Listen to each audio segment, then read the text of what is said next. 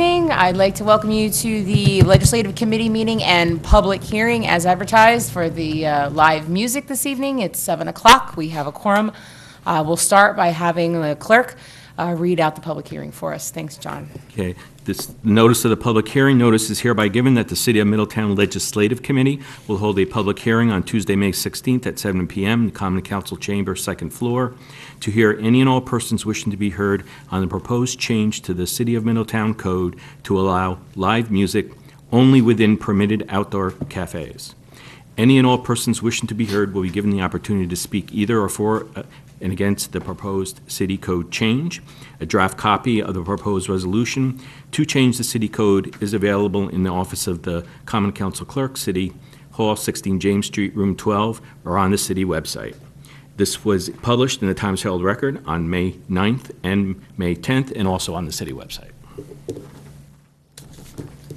Okay, I'd like to open up the meeting, so anyone who would like to come and address the council and speak on this, for or against, opinions, thoughts, feel free to come to the microphone. Nobody. There you go. Hi guys, my name is Bobby Lurs. I'm the owner of Hospitality Innovations on North Street, Hard Times Tavern, also called Poor Bobby's on Center Street, and my home is on Royce Avenue. The last time I was here, I gave my Middletown resume, and Alderman Massey accused me of running for mayor, so I won't go through that again, right? But it suffices to say that I am very much involved in the city of Middletown, and I put municipality first, business second. I try my best to do that. I care about the residents, and I care about your constituents, and I care about the people that come in and out of our municipality. I've had live music successfully for 11 years without a problem because I self-regulate.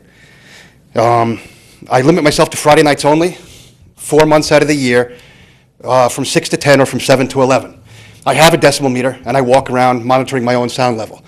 I've done that from the beginning because I consider myself and my venue an important part of Middletown, and not something that I want to be a detrimental part of Middletown. I have neighbors. Before I have live entertainment, I go door to door in the apartments around my neighborhood, and I invite my neighbors to come to the outdoor event that I'm having. And a lot of them have come, and a lot of them have enjoyed themselves. I always comp them one cocktail for coming and putting up with the bands that I have from 7 to 11, say, on a Friday night. That's one of the steps you have to do in reaching out to the community when you own a business that's going to make a little bit of noise. It's important to not disenfranchise the people that live around your business, because you're essentially shooting yourself in the foot as a businessman when you do that. And that's not something that I want to do, and it's not something that I want to bring to Middletown.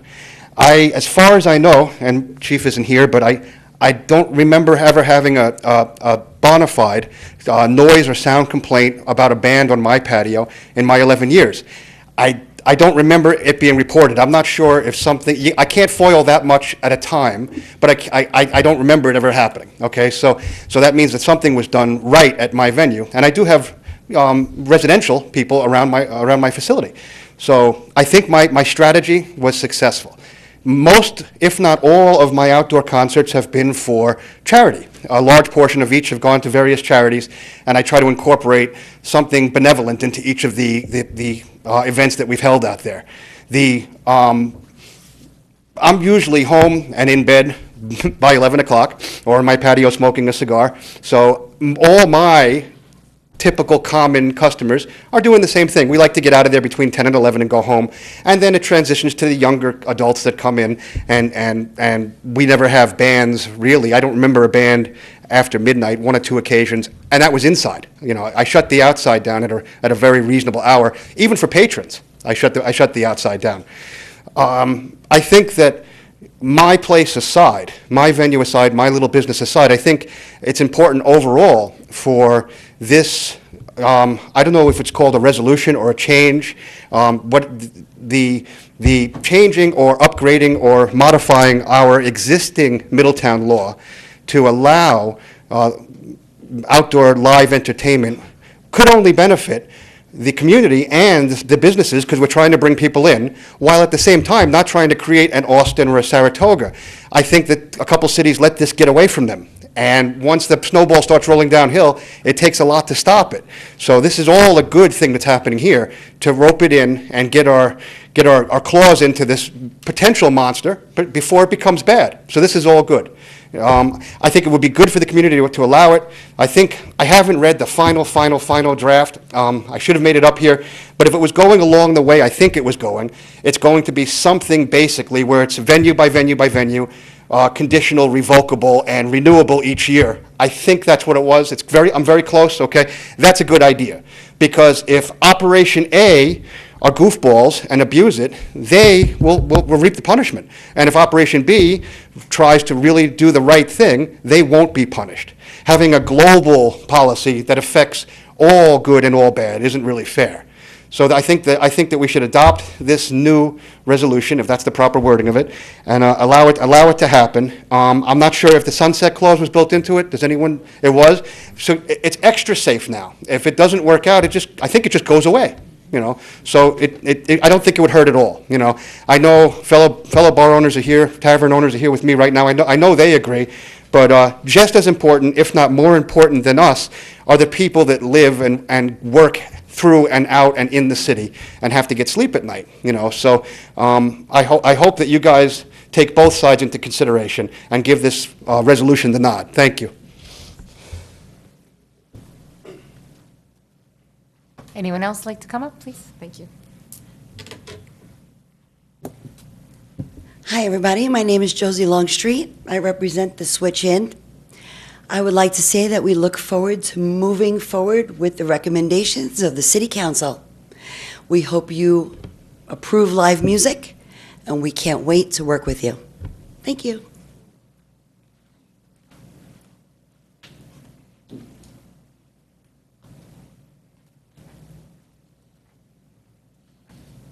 Hi, everyone. My name is Gene Folcarelli. I've been a resident of Middletown for 30 years, and I'm a local musician. I play out in bars and restaurants. I'm not the act. I'm the background music, and that's what you're going to have outside, is you're not going to have me standing on a chair and jumping down like The Who or something like that and destroying my guitars. I am background music. People want to have something to eat. They want to have a drink. They want to communicate with themselves, and they don't want to have me overbearing. I play at this one restaurant, and I always start out, "Hi, my name is Gene Folcarelli, and if I'm too loud, just let me know, and I'll turn it up." And then there's a lull, because they're not understanding that I won't turn it up, I'll turn it down, which I have. I've unplugged, because there was complaints that it was too loud, and it was just me and my guitar, and I was singing, and they enjoyed that. So please, as a local musician, we need music in these venues. People will go to another restaurant or bar where they have live music, whether it's inside or out, because it's an extra ad that they don't have to pay for. This is free music, and we just want to entertain, but not be overbearing where everybody is at decibels that you can't hear. Most restaurants and bars, like I said, they just want to hear nice background music, and they just want to have conversation and something to eat. So please pass this resolution, and I applaud you for passing it, please, for outside music. Thank you.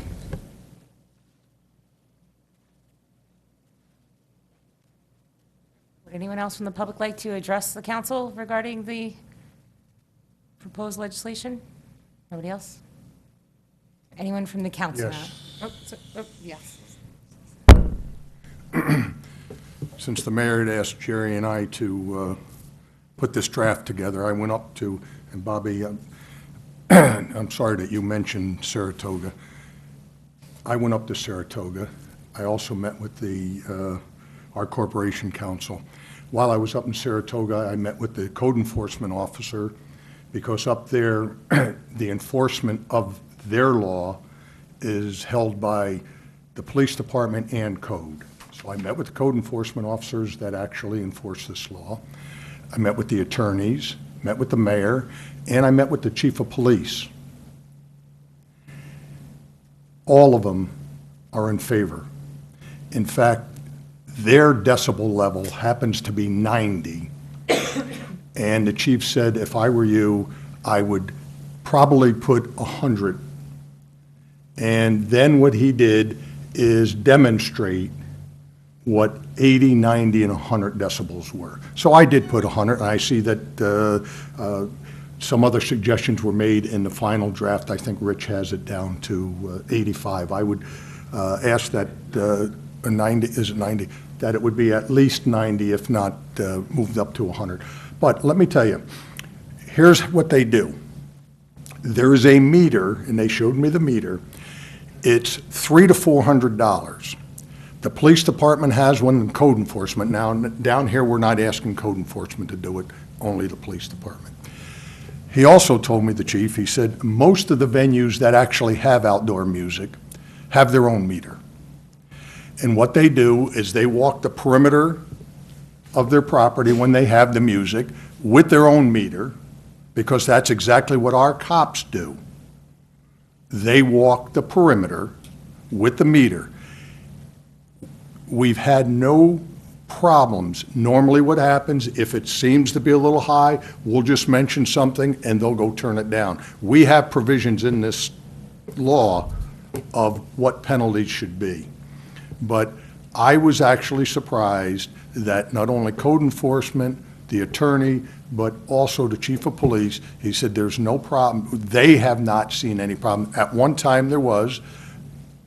Their system works well now. I don't see why we can't adopt their system of that meter. It's not a big expense, and give these people an opportunity. The worst that can possibly happen is they abuse it. We have a permitting function, and we can do away with the permit. We also have the sunset clause, which for those who may or may not understand out there, sunset clause means at the end of the year, it's a done deal. It doesn't become automatic next year. This council, or whoever is on the council next year, would have to bring it up again and vote to do it again. That's in opposition to, if we didn't have a sunset clause, it would automatically be in there and the council would have to vote to take it away. So we're protected. And if one venue is abusing it,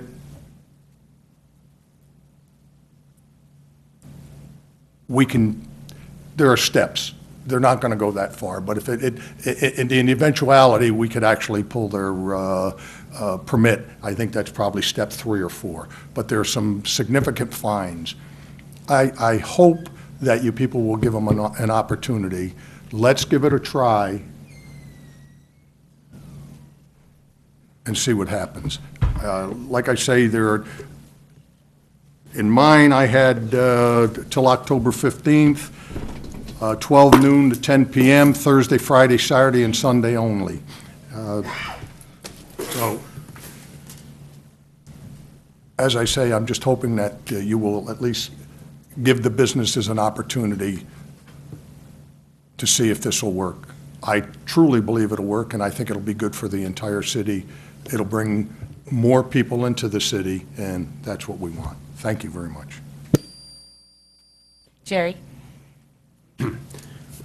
Thank you, and thank you, Joe. Did a good job on talking with people and giving us a framework to start from. I went over a lot of the issues they've had in other cities and what the problems have been. And people have asked, because I had suggested the 85 decibels, and that's, that doesn't necessarily take some things into account. Certainly frequency, we all know that a bass doesn't have to be that loud to be annoying over the whole city. But you work with that. I had suggested 85, and that's as measured from the perimeter.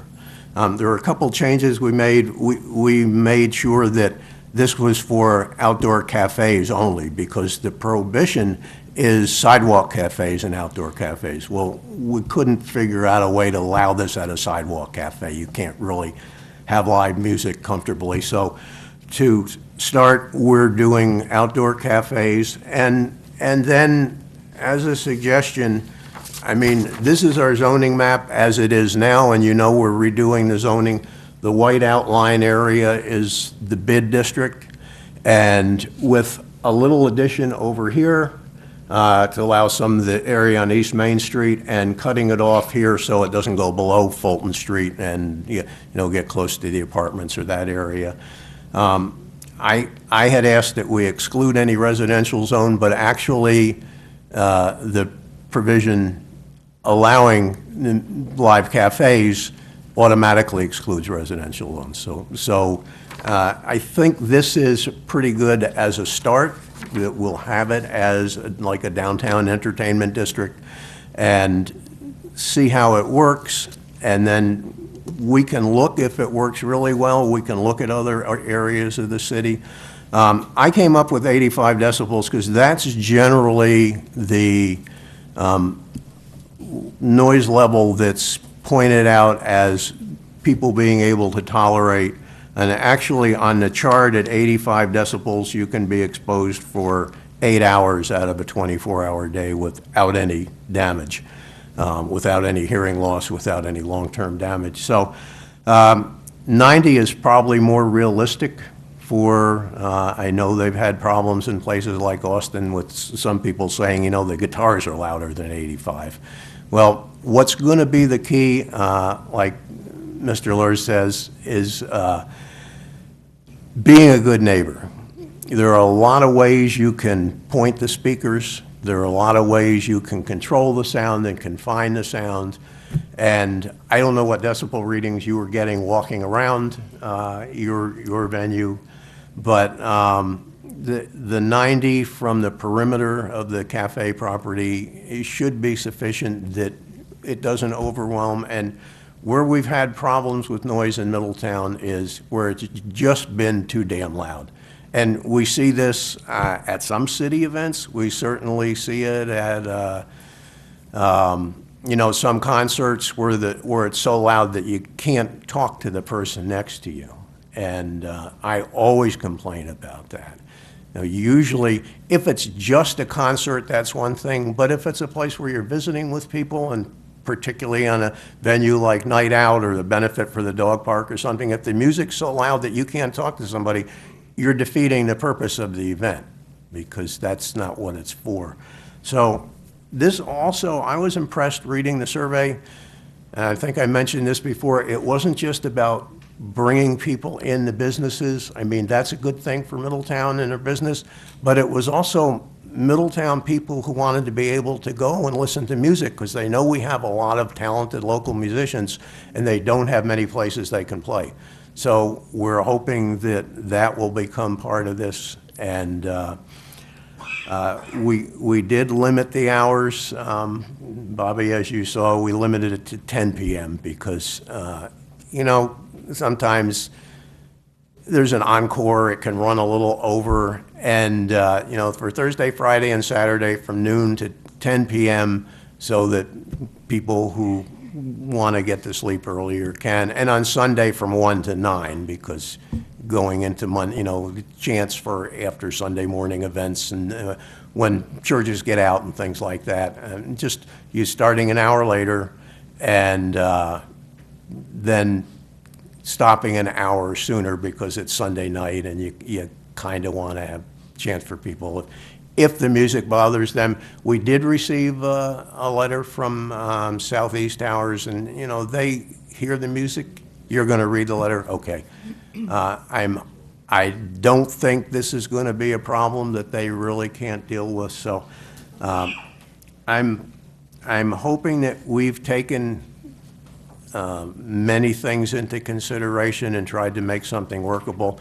And as is brought up already, the sunset is a good idea because it'll be the next council after the next election, and next year, if they say this was very successful and want to look at doing it again, that's fine. But it will end October 15th, and that's it. So it's an experiment. It's to try and add to the value of downtown Middletown and everybody's enjoyment and business, and we hope it works, but I'm definitely going to support it. Thank you. Thank you, Jerry. I'll briefly read into the record a letter that was emailed to the mayor from a resident of the Fulton Street Southeast Towers. I'm just going to read it so that it's in the record of the public hearing. Dear Mayor DeStefano, I'm writing regarding the proposed outdoor music and ask that you forward my email to the appropriate persons. I will not be able to attend the meeting in person. I participated in the survey. I am 73 and live on the top floor at Southeast Towers in the downtown area. Our building tends to magnify sound on the top floors. I'm not sure why. My fear is that if there is an outdoor cafe or beer garden music, it will disturb our quality of life here. While I respect everyone's taste in music, I'm sure you understand that my taste is not the same as a 21-year-old's taste. I listen to Easy Listening, channel 1948, softly in my apartment much of the day and watch rather gentle TV shows in the evening. If and when someone else's music interferes with this, as it occasionally does, my quality of life is affected. I noticed in the survey results that most of the downtown residents were opposed, while most of those who wanted outdoor music downtown do not live here. If I was 21 today, excuse me, and lived out of town, I would vote as they did.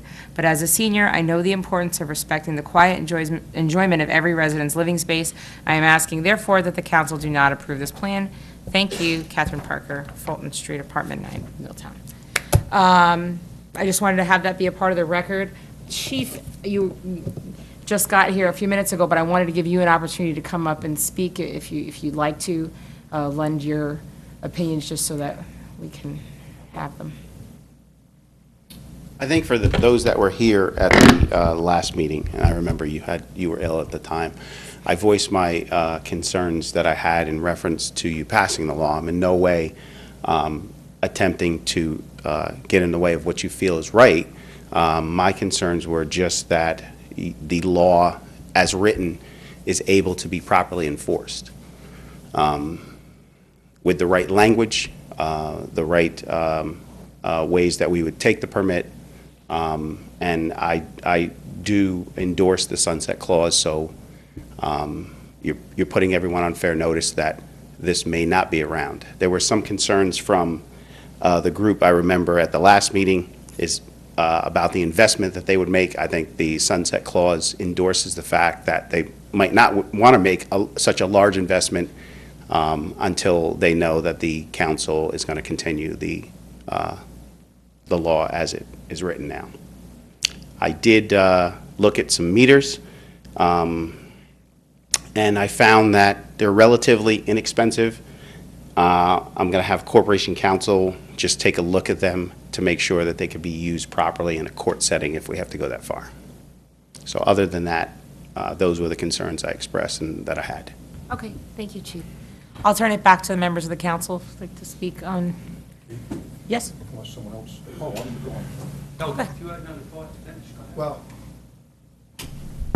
only that Jerry, I can live with the 90 decibels as opposed to, I thought there was down to 85. And the time constraint on Sunday, I have no problems with that either. The one thing that you mentioned that maybe I missed it somewhere along the line, you have just a geographic area that this law will cover. I would implore that we go, it's citywide. I don't want to get into a position, It's defined here. well, that's the draft. You would recommend a citywide? You want to go straight to citywide? Oh, absolutely. Correct. We're trying to develop the Dawson Avenue area, and if we're looking for a place like Cheeseburger in Paradise or any Bahama Breezes, they're looking to go down to the Dawson Avenue area. They have outdoor music. So Yeah, and that's an area that there's no residents around. So, I mean, to exclude them would just, for us to market, we need to make sure that we can, in the long run, maybe add that in there.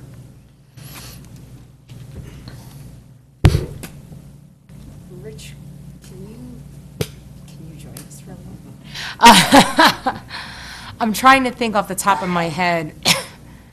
Good evening. What, when I think citywide, I think of what we went through with Darumba. So location is a concern that we lived through, and I think everyone knows that.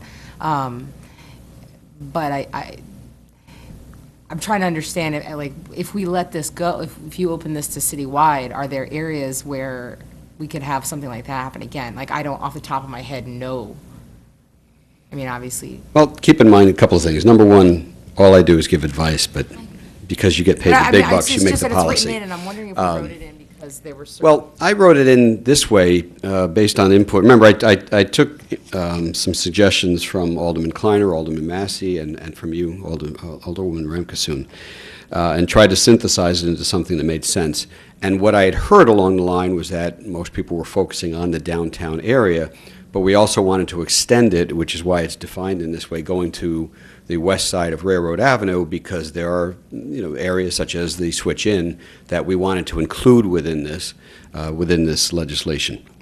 So that's why, at this point, it has it keyed into the bid, plus that little out spot along East Main Street and excludes south of Fulton. That's why that was in here. However, if the sense of the committee and the council is that you want to change that, it's a very easy amendment where it says in number 4, the second paragraph, for purposes of the subsection 4, live music or live music performance will be allowed in or at outdoor cafes only within the city of Middletown.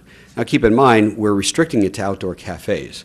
So already there is a limitation of where these can be. You can't have it just in someone's backyard. It has to be associated with an outdoor cafe, associated with an eating and or drinking establishment.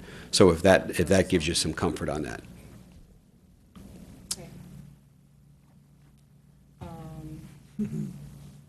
Kevin, you haven't had an opportunity to speak. Thank you. Just another country heard on this. I appreciate all the work that you all have done to try to put this together, and it's well thought out. I don't like it. I'm looking at everything that I'm seeing here, and I'm looking at everything that I'm reading here in the newspaper, and I'm concerned about the members of our community. It's one thing to decibel levels. I get it. I understand what legally, how you have set this up, but the bottom line is that if this stuff is playing constantly, I know from when I was on Commonwealth, if there's something going on at the Y and somebody gets into the microphone, and does it meet the level of what you're saying? Probably not, but I got to listen to it, and so does everybody else, and then it goes on. And what some of the folks are doing with Friday nights here, Saturday here, I'm reading in the newspaper that if we pass this, people are going to dive into this with both feet, and they're entitled to, if that's what the rule is. Do we want to subject our neighbors to potentially hours and hours of music every single day on the weekend, all summer? I'm not really comfortable with that. So that's my feeling. I think that sound travels more than we realize sometimes, and it's probably going to pass, and that's great, but I just wanted to express those concerns. And I also have concerns about the fact that this is going to be Thursday nights till 10 o'clock on school nights. You have the community to deal with. There's 9 days, the 18th, the 1st, the 8th, 9th, or the 18th of May, the 1st, 8th, 15th of June. The 22nd is the day before graduation, not that big of a deal. But 3 more days in September and 2 more days in October. So 10 o'clock live music on school nights. I don't know. Perhaps you might consider revisiting that and making Thursday nights be just the summer. So that's my opinion. Thank you. Alderman Johnson? Thank you. Of course, I've addressed this over time, the law of unintended consequences, and when you're drafting your policy, you're stepping right into that potential. As far as Kevin's remarks, I guess we've tried to craft it, and I want to thank the people that put that together. It took a lot of energy. So whether it was not acceptable for an hour or every Thursday for the rest of my life, it's still not acceptable. So to say it's going to be all the time. Well, if it's bad, one night is bad. It's not whether it's going to be a lot. So that's what I'm thinking. I think we also have to walk that line. I think for most of us, our primary goal is quality of life, but also as a council, we do have to respect the idea of people being able to develop their businesses. And I think we've looked at a lot of things that could go wrong. Do we find them all? Probably not. We'll probably find out about one fairly quickly. But I think it's really been well-crafted. I think the sunset clause helps us out. As Kate has said, in our particular ward, we had a Pandora's box. It took a lot of energy to put everything back in the box and move the box to someplace else. So I do, having said all that with Durumba and everything else, I do feel comfortable with it. I think it will encourage people that own businesses to say that we are business-friendly. As far as making it citywide versus the way it's defined, once again, the law of unintended consequences, I'm not sure who that would include, or I'm not sure who this particular topographic designation is excluding. But I feel comfortable with baby steps, and I think the bid district and the sunset and the hours and the Sunday, I'm happy with baby steps. Thank you. Any other members of the, Jude? Chief, if you don't mind me asking you, as far as the meter, does that get calibrated somehow? How does that work, you know? The ones that we looked at, what I was trying to find, what I haven't been able to locate, is something that might give us a printout, so we would have a hard copy of actual documentation as evidence. I haven't been able to locate that as of yet, but I'm still looking. The ones that I have found are able to be calibrated with a device that actually comes with it.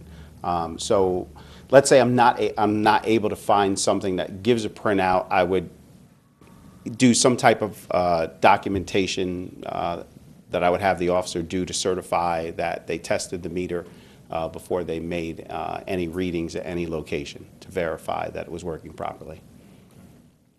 Thank you. Alderman Massey?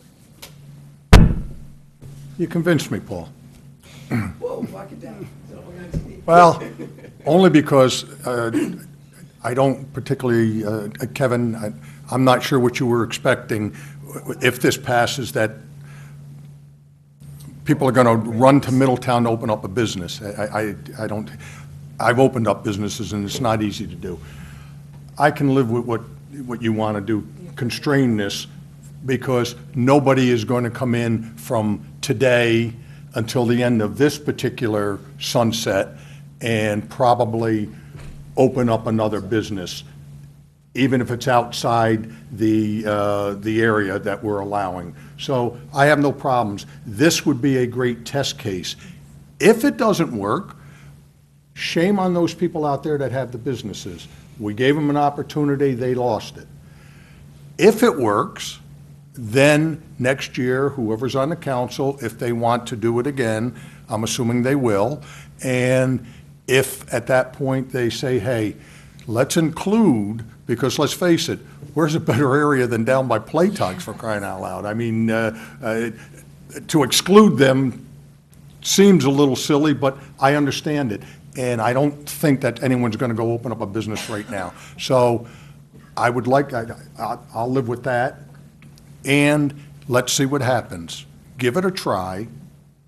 If the worst that happens, it doesn't work, and the chief is going to have to start pulling some permits. That's the worst that's going to happen. And I don't see it happen.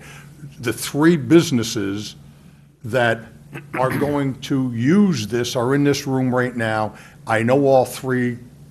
I was going to say gentlemen, but one gentleman has his wife with him. I know all of them. Why would they subject themselves to not do it the right way? Because all we're going to say is, hey, we gave you the opportunity, you blew it. So I would like to see this go forward. I have no problems with those constraints. I have no problems with the hours that you put in, and I have no problems with the 90 decibels. Thank you very much. Thank you, Jeff. Kevin got me first, Jerry, so I'm going to let Kevin speak. Thank you very much, and thank you, Paul. I guess what I'm trying to say, or was trying to say, is that, worrying about, my concern is when everyone's just sort of below the threshold. But the theme is, be good neighbors and be smart business people, and that's what it sounds like. I hope it happens. I hope I'm wrong. I really do. I just, I've never been to places where, the last number is always the quiet one. And I just would hate to see somebody trying to hit the home run by pushing it and pushing it and pushing it. But there is a system in place, and I have faith in the police department. And like I said, I appreciate all the effort that went into doing this, the survey. But like everyone said, let's, it'll be in your hands now at this point if we do this. So, and I wish you well. Jerry? Okay, thank you. Just to respond to a couple things, but first, I think, as you know, I lived in Austin, Texas for 15 years, back in the late 60s and the 70s, and I can't tell you the benefit of, not for the businesses, but for me personally, of having that music available. They are having some issues with it now. They're trying to deal with it in similar ways that we're looking at dealing with it. My thinking on two things. We have downtown, and give me, I'm fighting something here. We have downtown concerts. So on Thursday night, we have, thank you. We'll see if that helps. Let me try and just get through this. On Thursday nights, we have the downtown concert, but it can run sometimes till 9 o'clock. We're asking that we allow music downtown till 10 o'clock. It's not a big stretch. On Friday night, we have the concerts in Festival Square. Sometimes they're too loud for me. I really appreciate when they keep the music low enough that even back at the back of the, almost out on West Main Street, I can actually talk to somebody. That's much better. The music's more enjoyable. But that goes on till 9 o'clock. And when that goes off on nights that Bobby's has had music, we don't even hear it from there.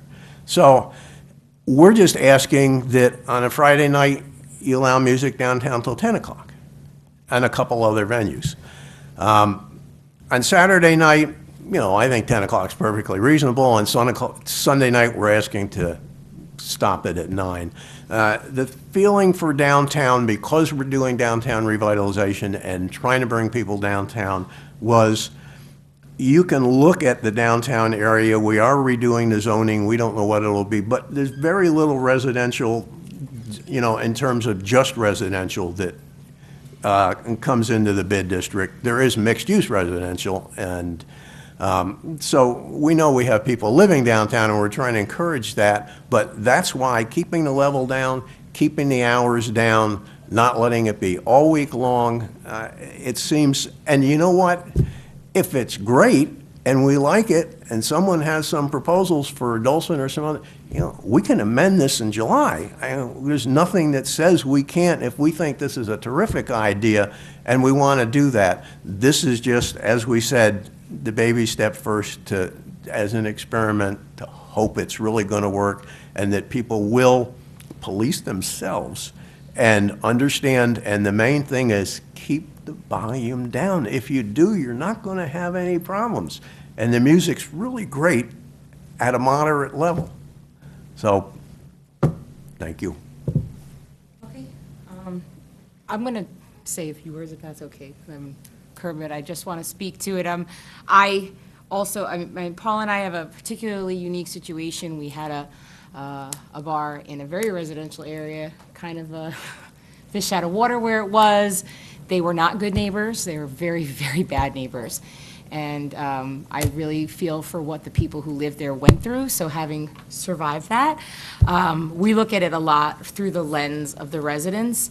But as a council, our responsibility is also to look at it through the lens of economic development and drawing people into our city to come and enjoy our businesses, our restaurants, our establishments.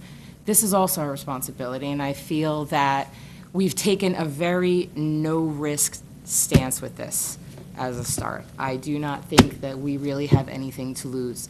This doesn't give them carte blanche till October, because everything's written in that if you mess up in June, it's over for you anyway. I don't see anyone here putting themselves in that situation. I think, I agree, Joe, I think we can just leave it as is. I think zoning protects us going forward to citywide too, but you're right. Look, if something really big comes our way, we can certainly make a change. This gives us a good place to start. Richard, I only have one quick question, and this is something we would talk about later, but just have it out there, is my concern of, as we go forward, this is sunsetted, so there's no reason to address renewals. But I think that we should make, if there's a way to have language that, should we have a bad neighbor, instead of having it cost everybody else, their opportunity is to write it in such a way that on renewal, you don't get a clean slate. If you're coming off of a revocation, that there's not some kind of new year, new start type of situation that carries over as part of their process of getting it. I don't know if that's just assumed or what. Well, there is some discretion in renewals to a certain extent, but I think that was not put in this at this point. We don't need it, just obviously, to at see. this level, because it's sunset. Right. And this actually mirrors when we did the outdoor cafe code originally. Originally, it was a trial period, and very much like this. And then it went well, so it was continued. So I think that would be one of the things that we can look at, see experientially what happened. If there is someone who's done that, well, then that could key us into maybe adding some other safeguards. But I would recommend at that point, at this point, as is, but then if that does come up, certainly that would be a factor in any renewal of the legislation. Okay? Thank you, Rich. If I can add, right now, there is a provision where the chief of police and the department has input. I think it's only for sidewalk cafes, where a form goes over as to whether there's any opposition. And I think that system that's in place would suffice. If there's opposition, we could note whether there were any violations or any warnings that were given in the previous time period. Okay. And it's in the outdoor cafe. Yeah. Oh, good, okay, so that already exists. I'd like to, John? Yeah, with the permits, I'm going to be issuing the permits in my office. And what happens is when they come in and they get all their paperwork that they're supposed to have, I send it to Corporation Counsel, to the chief, I think it also goes to Jacob, That would be the level to make of sure that everything is sent. So if they know of any other issues, they would come back with me and say, and then not Good. issue it or. Yeah, or and not again, issue that's it. not really something So for that's today, it was covered. just kind of a hypothetical, if we decide this goes great and we're gonna go forward. So, oh, sorry. I do have one more. Rich, could you please come back up again? Well, because we're talking all the permitting and everything like that. I know all three people are in this room, and they're probably looking and saying, hey, I'd like to do this Friday night, Saturday night. What can we do to facilitate it, assuming it passes tonight, later on tonight, we have a resolution. Assuming it passes, what can we do, or what can they do to make sure that they can get started as soon as possible? Well, I framed the law to start from May 18th, so that's this week. But would they need a permit? Oh, they absolutely need the outdoor cafe permit. I think they're all familiar with the process, that John has the forms in his office. Yeah. There's some things in there that are required. If they have a complete application, when they submit it, it'll go quicker. But if they don't have all the things that are required, obviously that'll delay it. But certainly if everything's in order, and there's no reason to, if everything's in order, there's no reason not to approve it. Okay, so they're all here, they heard that, and that's what I wanted. Sure. Thank you. Some of them already have a permit, and I may just have to redo some of them. Yeah. And Cannon still has one issue that I have to deal with, and the switch in. You guys, I've been sending letters to you, and I'm not getting any replies. So you need a permit from me. So you need to come in to get the form. Assuming it passes tomorrow, you should go in. Yeah. Jerry? One caveat to that, assuming it passes and that the mayor signs it, Yeah, that's true. because it's not law until he does, so. So, I just want to take a consensus here. We actually have this as is on the agenda this evening. I felt that the draft was pretty substantial and thorough, so I didn't have a problem with putting it on the resolution, kind of assuming that it looked pretty good. So I'd like to actually ask the entire council, since you're all here, rather than just the committee, about moving this forward to the resolution this evening as is. I mean, you mentioned citywide, but we're okay with leaving that as. Is there anything here contained in the draft that anyone feels this can't go for approval tonight? We can always change it. Oh, of course. I'm asking, if this is something we need to pull. If everyone's happy with the language that is here, I feel like, I know I gave a laundry list to Rich, and he addressed a lot of my concerns. I'm personally thinking the fines are a little lenient, but I'm willing to let it go because this is sunsetted, but I have a feeling, we'll see how it goes. I think going forward, I'm going to be a little bit more on the, Richard, you know where I was at. And if I may just add, sometimes as the city lawyer, it is a bit of a juggling act. And when one is juggling views from Alderman Kleiner and Alderman Massey and Alderwoman Ramkasoon, the juggling act becomes a little complex. Sorry. So I guess in my time as judge, I always said that if people are not happy with the settlement, both sides, then something was done right. Oh, good. You did a wonderful job. Thank you, Richard. Thank you for your work on this as well. So I'm just going to go to a roll call quickly. We're going to go around, and I just want to see a yes or a no on whether or not we're willing to go forward. A yes means yes, we're going to go with the resolution we have as is tonight. So Alderman Witt? Sure. Alderman Kleiner? Yes. Okay. Alderman Jean-Francois? Sure. Alderman Sid? Yes. Alderman Massey? I know your answer. Alderman Burt? Yes. Alderman Johnson? Good, Alderwoman. Council President?